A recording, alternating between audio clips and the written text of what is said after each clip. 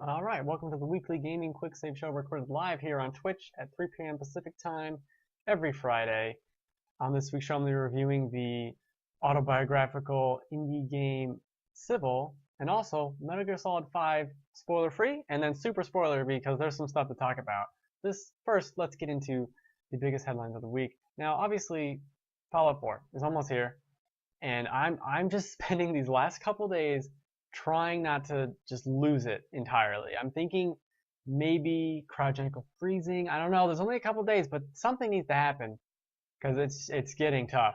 It's getting the last down to the wire. It's not good. Very not good. But in actual news, the Metroid fan film hit the internet. Everyone seems to really like it, really enjoy it. I'm confused as a big fan of Metroid if I was watching a different film.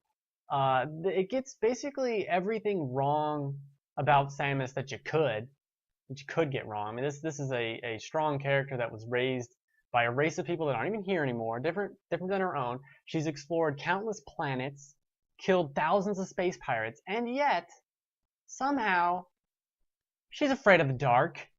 Oh no, spookies in the dark.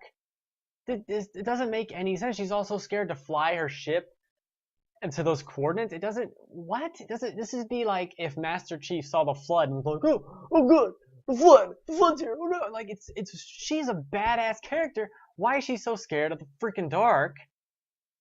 It doesn't make any sense. I'm really not pleased with that, and it's not even the acting. It's really the directing. The director should have noticed this. Should have thought this isn't right. The writer shouldn't have written down Samus is scared. Typity type. That's not Samus. That's not anyone I know that's saving. This is an intergalactic bounty hunter. What? Why are you scared of the dark? We'll let that go for a second. We'll talk about how stupid and cutesy the little UI is. Why would you spend? It's like missiles. Boop boop boop boop. What?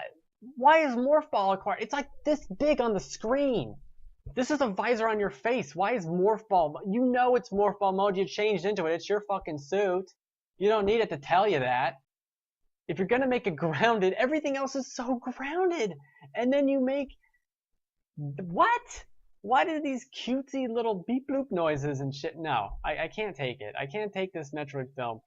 But everything else, honestly, was really good. It was just all the other things that ruined it for me.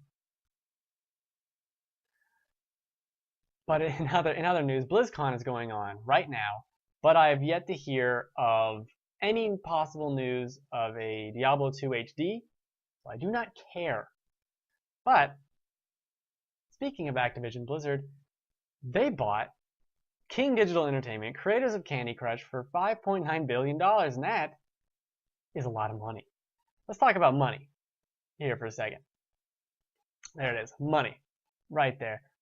$5.9 billion is enough to give everyone in the United States $18.50. Now, maybe that doesn't sound like a lot. It's just 20 bucks. I mean, it is to everyone, but just 20 bucks. Let's look at it another way. This is enough money to buy almost 30,000 houses. 30,000 houses at roughly an average cost of $200,000.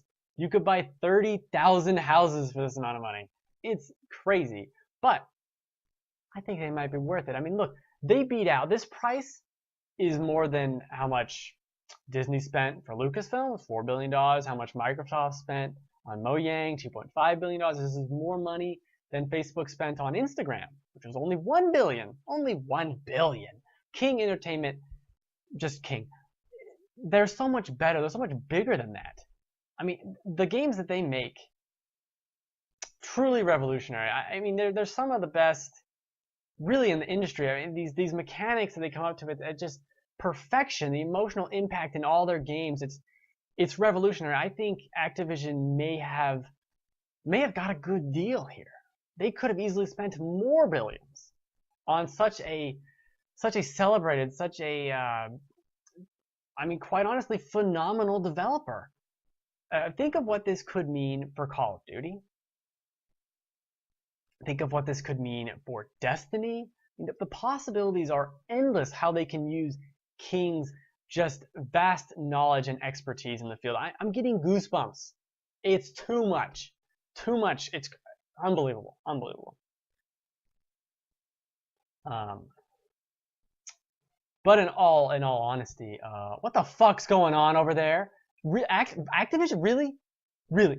Candy Crush for $5.9 billion, really? That it's your money. It's your money. I'm gonna let you do it. But to quote Will Ferrell in the classic film Zoolander, I feel like I'm taking crazy pills. That's it. With that, let's go to the topics of the week. Crazy. It's crazy.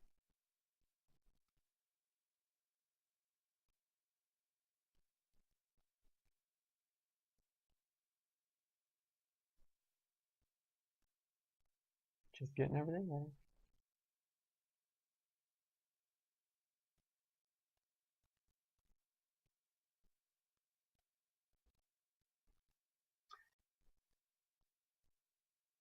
Whoa. Okay. That didn't happen. You didn't see nothing. We're going to review a game here.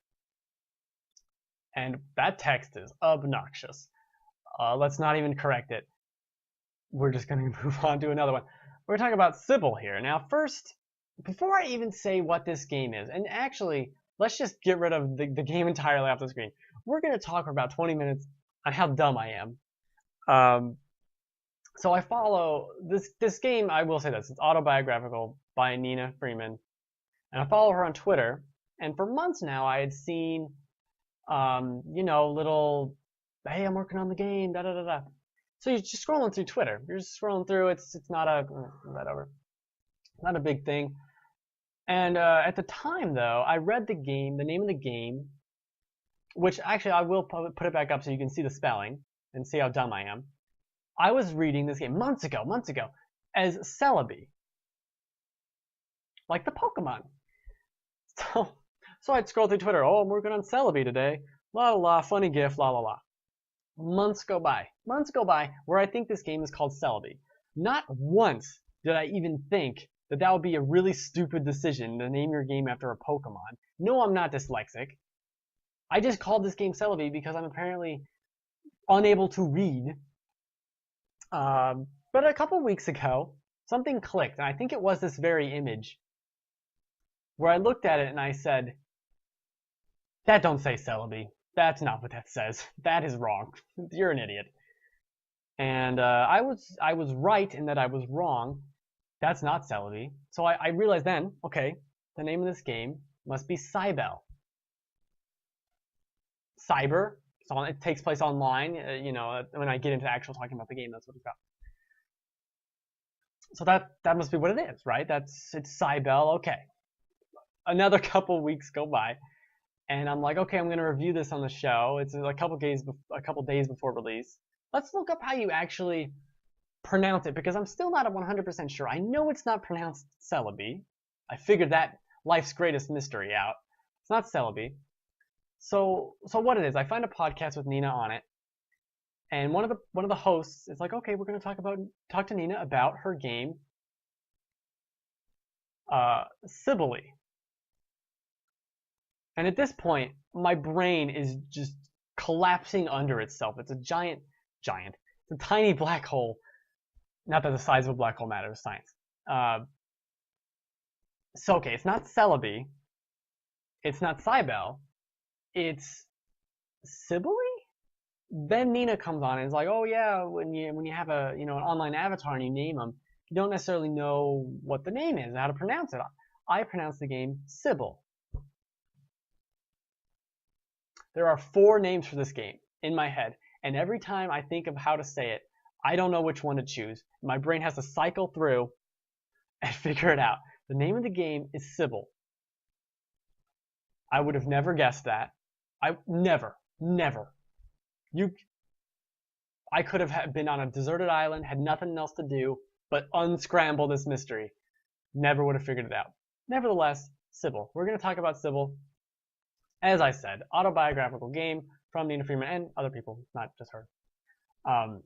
and it's an indie thing. It's a love story online taking place in an MMO, and it's I'm not going to spoil anything about it. That's really all I'm going to say about the story because it's only like an hour and a half ish, maybe a little less, took me a little less.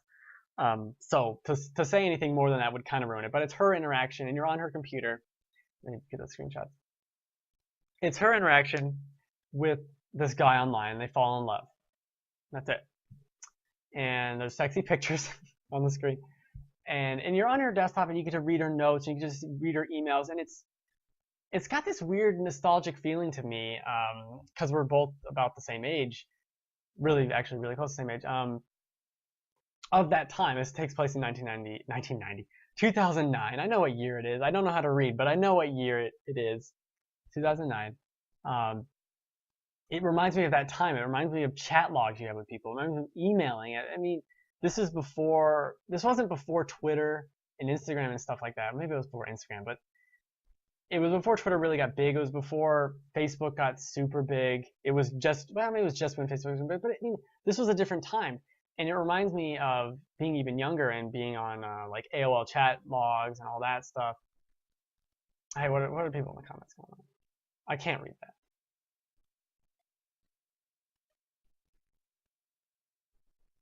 I interrupted the whole flow to read something that doesn't make sense. So good on you. I don't know what you're talking about. And it's a very nostalgic time for a lot of people. For a lot of people my age, I'm 25. Of just the early days of the internet and interacting and the relationships you have with these people that are, you know, that those emails she gets and it's like, Jesus, Nina, go outside. And it's like, no, screw you. I'm not going outside. Why? These people I've met online are just as important to me, if not more so, than the people I know in real life. And is there even a difference in real life, internet life? No, there's no difference. These are just people you know. And that's what I took away from the story, because while it is an interesting story and while it can be powerful if you really relate to it, I knew the ending. I knew where it was going. And that is not a benefit, in case you're curious. Not a benefit. And knowing where it's going is it makes the bittersweet ending, which I probably said too much saying bittersweet, it makes that expected. You know it's coming, and that's a problem if you know the ending. So don't know the ending. Just go into it, because you're gonna know already off the top with all I've been saying. If this is something you're into, this kind of indie, it's just really a story. There's gameplay here, but you can't fail. It's really more just like you're exploring her computer, which is kind of weird because it's got all her pictures. Like, this is me in high school. This is me in like my underwear. Like, all right, should I be here? Should I be in your computer right now? It's a little weird, just a touch weird. But so initially when I finished it, and since I already knew the story, I was I want to say a little disappointed. But then I you know, a couple hours went by and I started thinking about you know, similar-ish relationships I've had in my life, just to people, not even romantic relationships, just relationships to people online, and it made me start thinking about them, and it was like, man, I haven't thought about these people in years, but I loved talking to them. I never met them, I never did anything, and it was encapsulated in this world. There's a guy I met playing Metal Gear Online on MGS4. Tons of fun. Every once in a while, we'll exchange PlayStation messages to each other.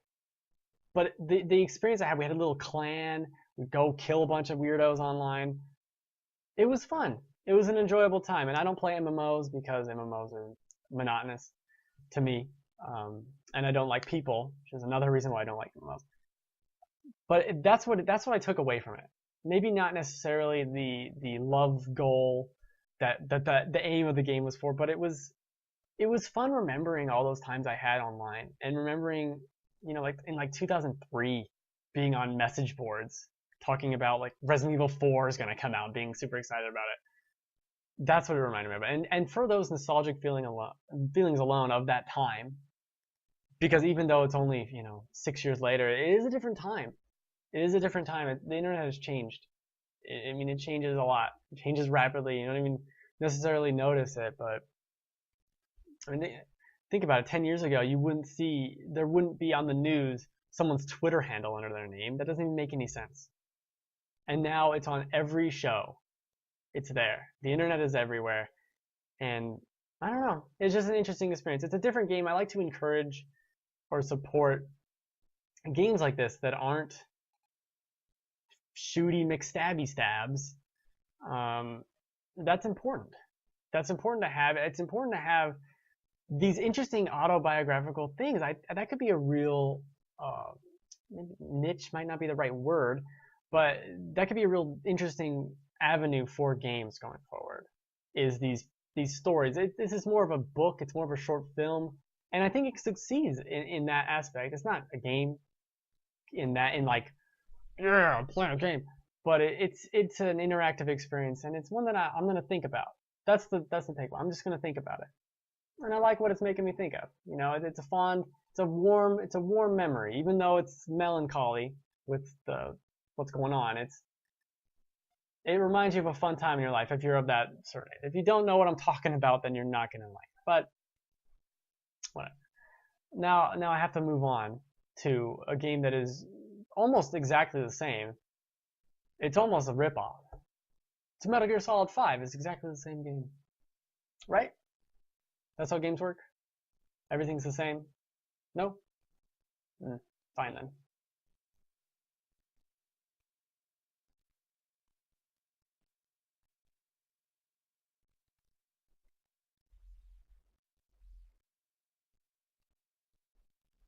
And I have to figure out what that person was talking about in the chat. I don't know what you're doing.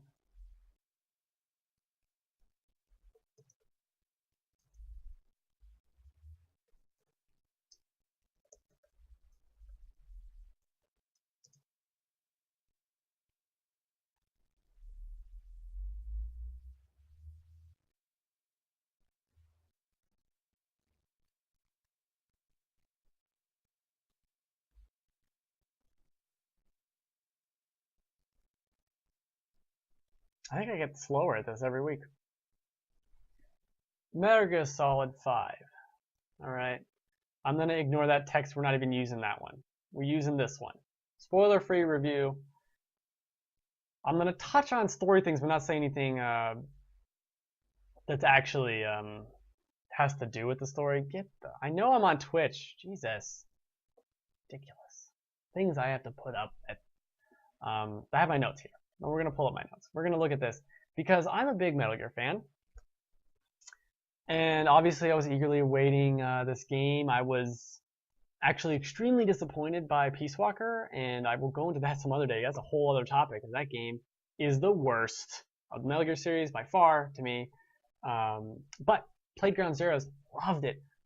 And I played Ground Zeroes like a week before 5. I waited and kind of forgot about it. Loved it. Loved everything it did. It was the way it ended was so perfect. I wanted more, and I got a lot more. I got a whole fucking lot more in Metal Gear Solid 5. So let's start with the positives here. My notes. So the gameplay, and you can see it here. This game, the controls, the root mechanics of everything, how it works, is so well put together. There are so many options you can do. I'm really super stealthy, except for this scene where I just kill a bunch of people. And it lets you do that. You can go in guns blazing, you can go and be stealthy, you can do all these things, and it does it so well. There was often, towards the beginning of the game, when I was still kind of getting into the stealthiness, I would like to take a thing of C4 and stick it on something at the other end of the map, and then sneak around the other side, and if I'm about to get caught, I blow up the C4, and everyone goes over to the C4, and I go back at sneaky time. Stuff like that. That's shit that, I mean, that's stuff that in like another game, like in a Splinter Cell game, it would be like, go set up the C4. Okay, checks that mission objective off. Now walk over here. But it creates that for yourself. There's so many opportunities. And you do this because you go to certain areas over and over. Not over and over is the wrong term. A couple of times. Like there's this one airport you go to a couple of times. And doing that mission and seeing, like, I could have approached it from here, or I could have gone around the side of the fence and unlocked this door, and or I could have just blown shit up. It's unbelievable what they've accomplished here in terms of raw gameplay. Taking people, scanning them, and fultoning them back to your base is really cool. And also, the game is beautiful. And the story that is there, I do like. I do like the story a lot. That's all I'll say about the story in the spoiler-free section. It's just a little. No, I'll say this too. And now we're getting to the negatives. The story is so intermittent. It is like, here's a mission that's crazy awesome story, cool. Irrelevant mission, irrelevant mission, irrelevant mission. Holy shit, this is happening, I can't believe it.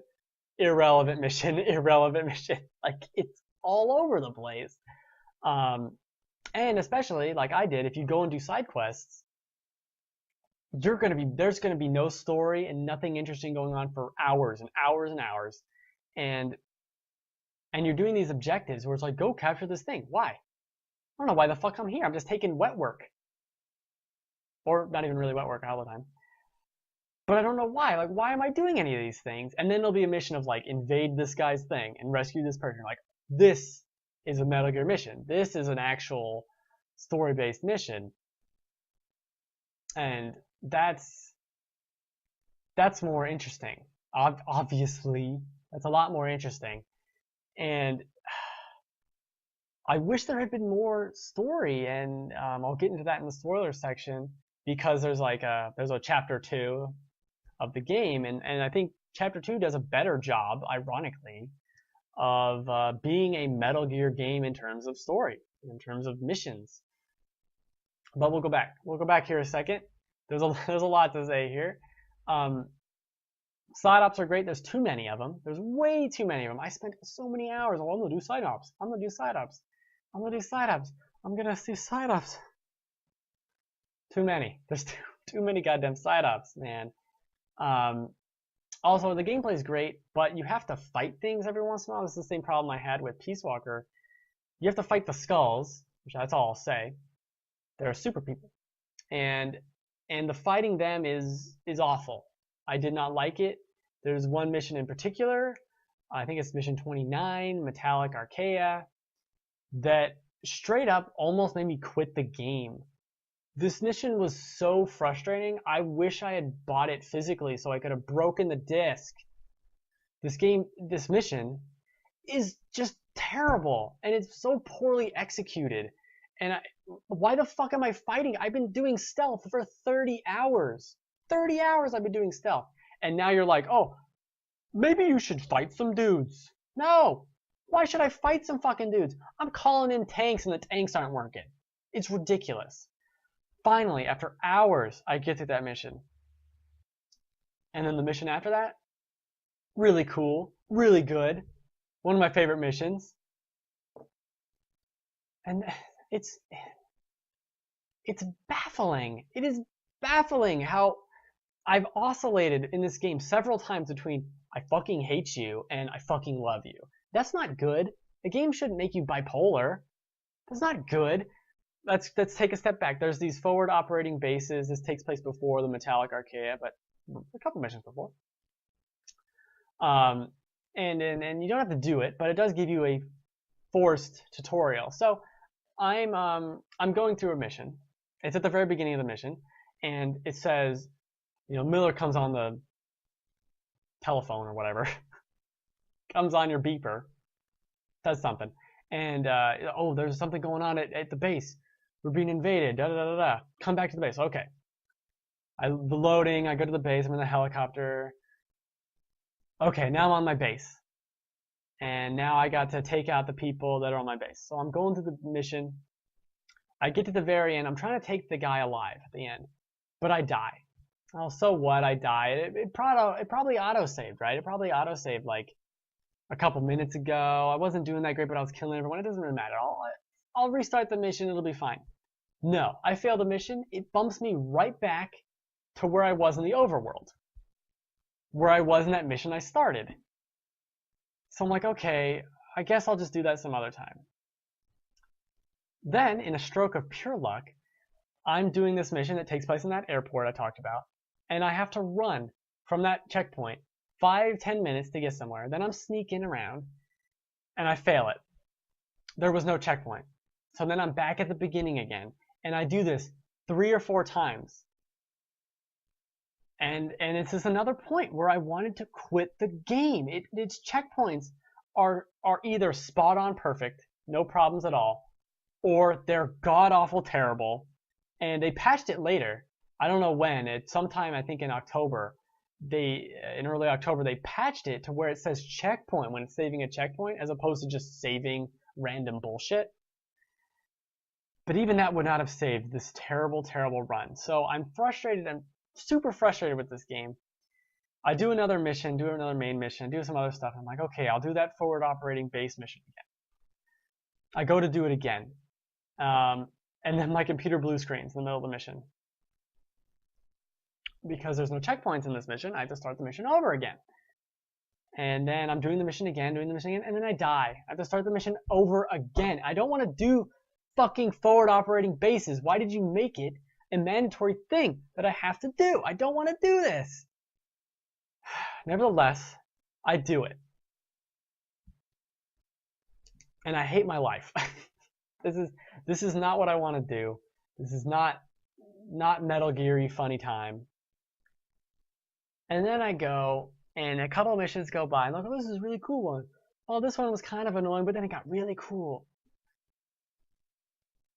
And then we have another mission. And guess what mission that was? The one I was first talking about. The one that made me want to quit the game again. That's what's so wrong with this. It's like super frustrating, super awesome, super frustrating, super awesome. Then it's awesome, and then chapter 1 ends. And it's great. I love the end of chapter 1. And then chapter 2 begins. I do a mission. Now it's fine, whatever. And then it doesn't unlock any more missions for me to do. You have to do more side ops. And I do a couple more side ops, and nothing's happening.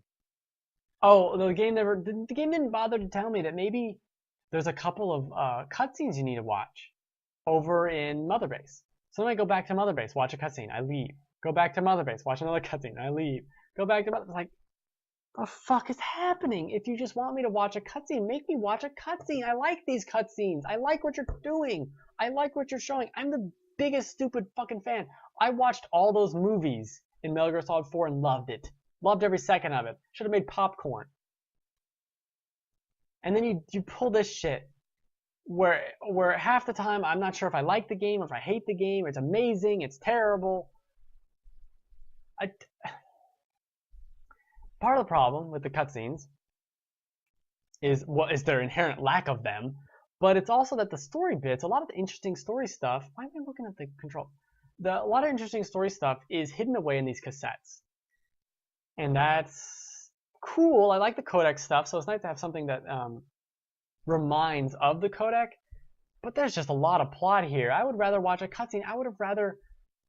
I think I beat the game like about 60 hours. I would have rather played 30 hours and had less side ops, fewer side ops, and just more plot, more interesting things going on. I don't understand. Like, what am I doing in this video? Fucking just running around, and that's fine. That's great.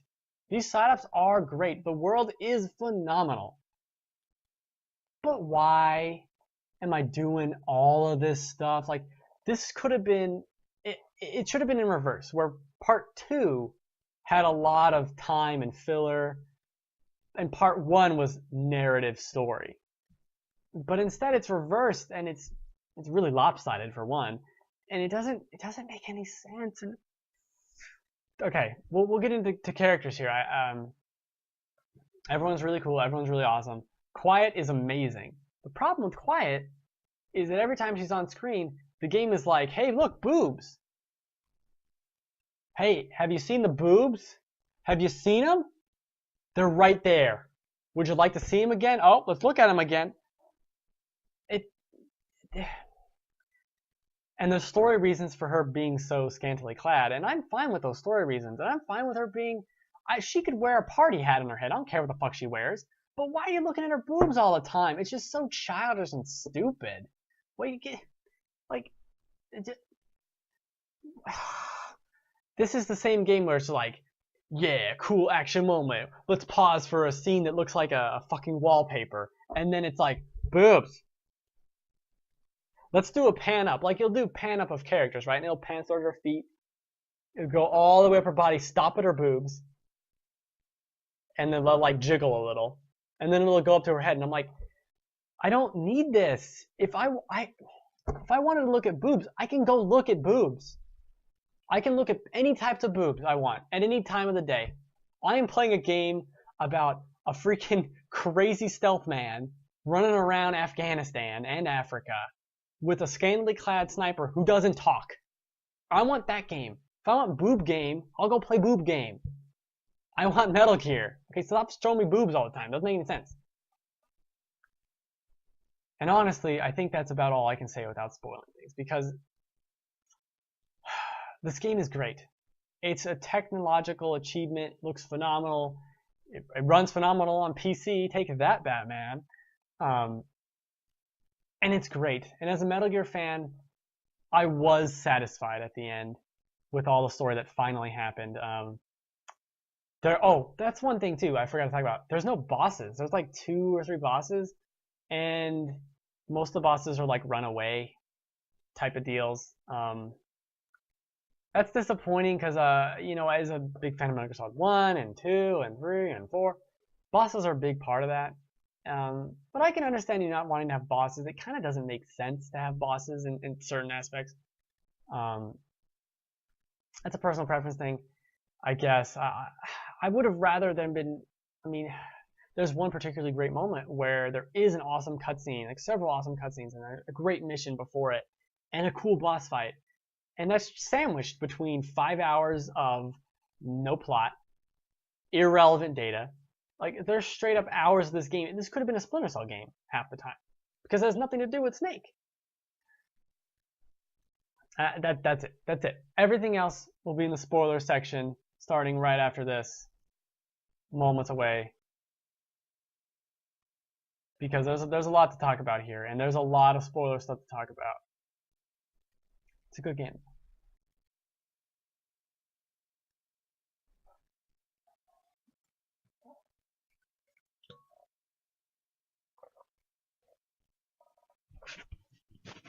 I almost got shit all over my mic. I'm trying to drink water. I don't know how to pronounce names. I don't know how to drink water. I don't know anything. Wonder I'm still here.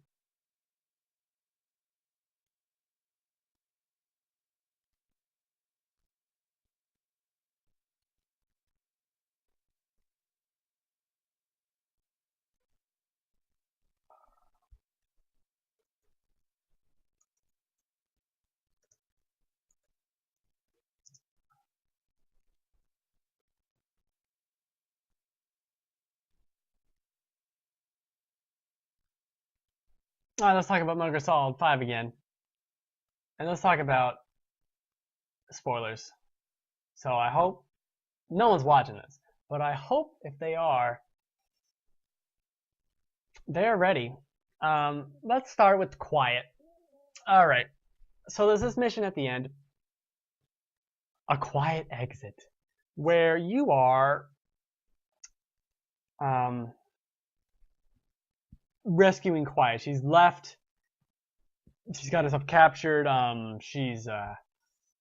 What follows it? Okay, one of the coolest cutscenes in the game, bar none, is her just wrecking shop. Loved it. Loved it. Loved it. Then they follow it up with this fucking ridiculous mission where I gotta blow up 30 tanks. Fuck you. Why can't I just have a good mission? Whatever. So then she leaves. She's basically killed herself because she had the 3rd vocal parasite that was gonna. Her goal. She was working for Skullface. Her goal was to take out Snake, Big Boss, and she never spoke. That's why she never spoke. That's really cool. I like that. Also, she was scantily clad because she's now like a plant. She gets nutrients for the sun and breathes through her skin and yada yada yada blah blah blah. Okay. That's cool. It's kind of a goofy reason to have her not have clothes on, but she looks stylish and cool. It's just that the camera looks at her boobs all the time, every single time, And again, I can do that on my own. I don't need you, Kojima, to show me boobs. I can do that without your help. Done it many times. But anyway, her leaving, that was a cool, I don't want to say emotional exit. It was a cool thing to happen. And I liked it. I liked her exit. That was good. It wasn't very quiet exit, but it was an exit. What I don't like is that there's no way to get her back. Because even, I don't care if it makes a time inconsistency. She was probably my favorite buddy. I really liked the dog. I didn't even talk about the buddies. Buddies are great. I didn't even talk about buddies. Brain aneurysm. I loved having Quiet there. I didn't like her humming. It was kind of obnoxious, but whatever. Take what you can get. She's nice to have in a firefight, because if you're about to blow cover, she'll shoot something, and then they'll think it was something else and not you, not me busting out of a cardboard box like a psychopath. So that's good. So let's go here. Oh, you see my guy's ridiculous face right there? Let's talk about that. That's the face I made at the beginning of the game. Assuming this means nothing, so I'm just gonna make some goofy face. Little did I know,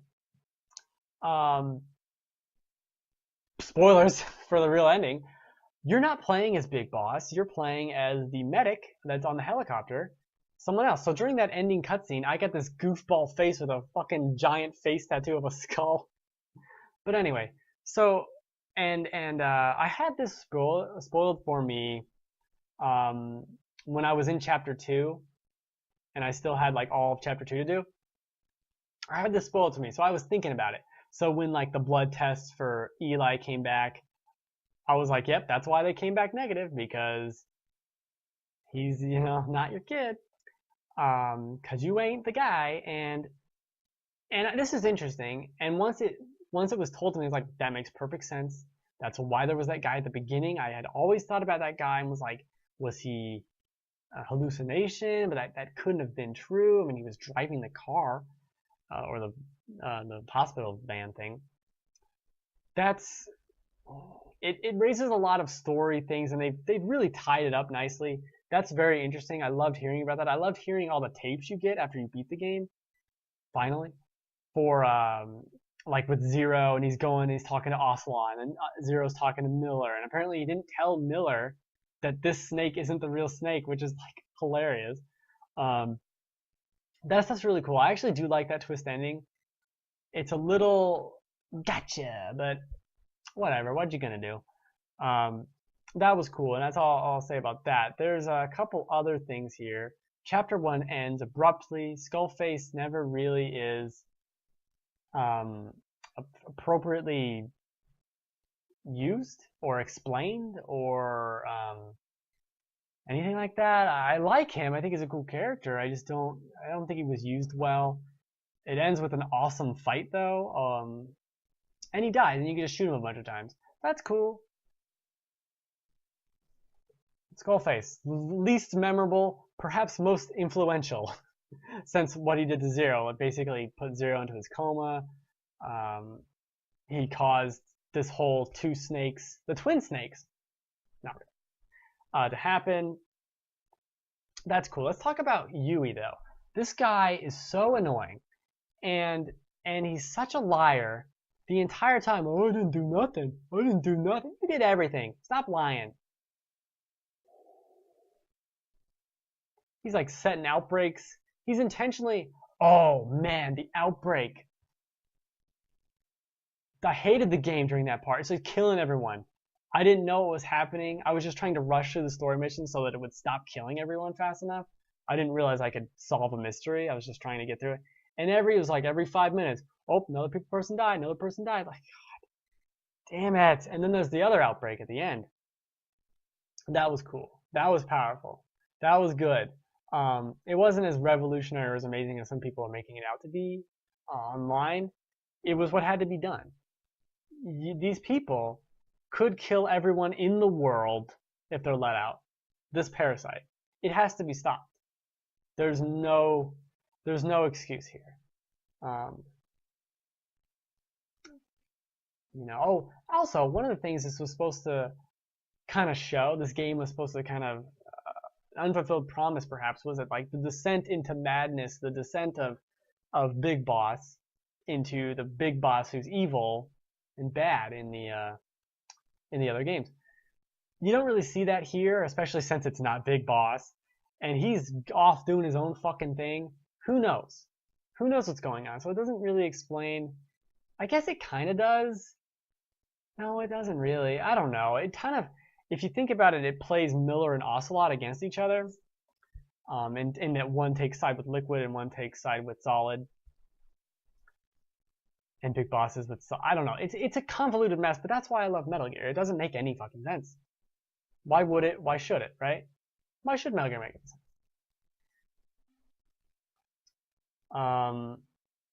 Oh, let's also final thing. Let's talk about the cut mission, Mission 51, where you go and fight Liquid, Eli. That mission could have been cool. I understand why it was cut. It looks like it would take a lot of money. And they were like, well, they had so much of it done. No, they did not. They would have had, there was like no geometry. And at the end of the day, I don't know if it was really needed. I think it could have used a little more of a wrap up. But I don't know if it was needed to fight Salamanthropus again. That's a mouthful, by the way. I don't know if it was a necessary thing. But overall, as disappointed as I was at certain points in this game, as much as I hated it, some of these pacing issues, some of these gameplay issues. Why am I fighting a fucking boss here of skulls? It's terrible. Just terrible. Why am I doing this? Why is there so much filler? Why is there so little plot in Chapter 1? In Chapter 2, it solves all that by just having every main mission basically being an interesting story mission for the most part. And I loved it. I loved the story overall. Overall, it's a great Metal Gear Solid story, even if it raises a lot of issues and it maybe retcons a few things. I'm not sure. I'm not a scholar of Metal Gear.